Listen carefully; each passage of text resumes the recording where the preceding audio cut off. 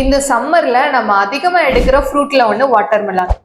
So இப்போ அதுலயும் ஏதோ கலர் மிக்ஸ் பண்றாங்க, அதை சாப்பிட்டவங்க இறந்து போயிட்டாங்கன்னு ஏகப்பட்ட நியூஸஸ் ரொட்டீனா பார்த்துட்டு தான் இருக்கிறோம்.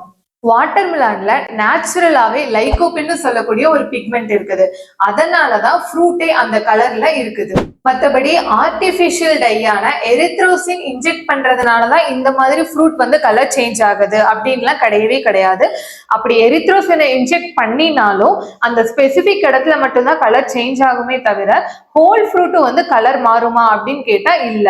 ஸோ ஒரு இடத்துல பஞ்சர் இருக்குது வாட்டர்மெலன்ல, தென் அங்கங்க கலர் மாறி இருக்குது, உங்களுக்கு பாக்குறதுக்கு ஏதோ டிஃப்ரெண்டா தெரியுது அப்படின்னா உடனே ஹெல்த் டிபார்ட்மெண்ட்டுக்கு இன்ஃபார்ம் பண்ணுங்க.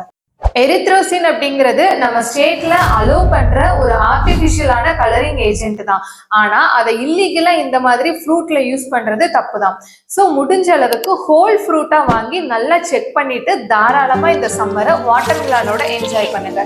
அதோட நியூட்ரிஷனல் ரிலேட்டட் இன்ஃபர்மேஷன் தெரிஞ்சுக்க பேஜை ஃபாலோ பண்ண மறந்துடாதீங்க.